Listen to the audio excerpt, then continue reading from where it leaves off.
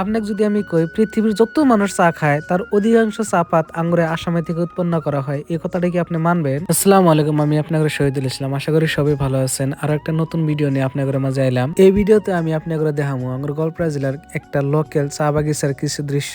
বহুত হয়তো জানেই না যে আঙ্গুর গোয়ালপাড়া জেলাতে বড় একটা টি গার্ডেন আছে। এই চা বাগিচার নাম হয়েছে মইজঙ্গা টি গার্ডেন। হাই কোয়ালিটি চা পাত পাওয়া যায় এই জায়গায়। 2019-এ 70 কেজি উন্নত মানের হাই কোয়ালিটি চা পাত উৎপন্ন করছিল। এই ধরনের টি গার্ডেনে বিনা অনুমতি গেলে কিন্তু আইনি ভাবে অপরাধ মানা হয়। আমি যেহেতু মিডিয়া প্যানেলের লগে কাম করি, তার জন্য আমার বহুত জায়গায় যাওয়ার জন্য অ্যাক্সেস থাকে এভেলেবল। কারণ এই এরিয়া মূলত হয়েছে শ্রমিকের জন্য। সারাদিন ওরা বাগানে থেকে চা পাত উঠা নিয়ে এসে এই জায়গায় জমা করে। জমা করা চা পাতের উপযুক্ত প্রাপ্য এই জায়গায় থেকে হিসাব নিকাশ করে বাড়িতে নিয়ে যায়। চা বাগানে কাম করা এই জনগোষ্ঠী চা জনগোষ্ঠী হওয়া হয়। এই মানুষগুলো খুব পরিশ্রমী মানুষ। রোদ বৃষ্টি ঝড়ে এই জনগোষ্ঠীর মানুষগুলো চা বাগানে কাম করে শুধুমাত্র উন্নত মানের চা পাত আঙ্গুরে উপহার দেওয়ার জন্য। কিন্তু একটা দুর্ভাগ্যের কথা হলো, আমরা সচরাচর যে চা পাতে চা খাই ওই চা পাতটা কিন্তু উন্নত মানের কোয়ালিটির না, এটা একদম নিম্নমানের কোয়ালিটির চা পাত খাই আমরা। পৃথিবীর যত দেশ আছে ওই দেশগুলোতে আঙ্গুরে আসামের বা ইন্ডিয়ার যত কোয়ালিটি ভালো চা পাত আছে সব যায়। চা পাত উৎপন্নর দিকে ভারত হচ্ছে পৃথিবীর ভিতরে 3 নম্বর, কিন্তু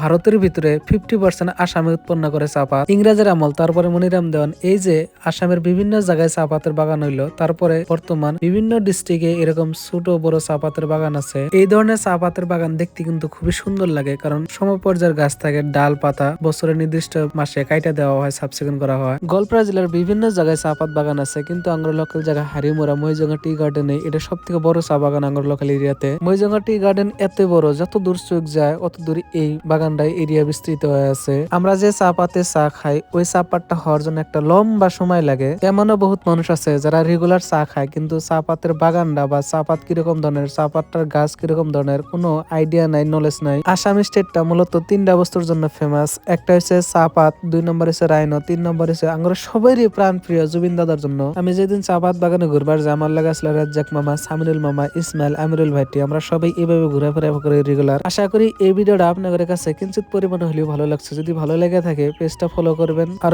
এই ভিডিওটা আপনাদের বন্ধু বান্ধবের মাঝে শেয়ার করে দেন। ধন্যবাদ।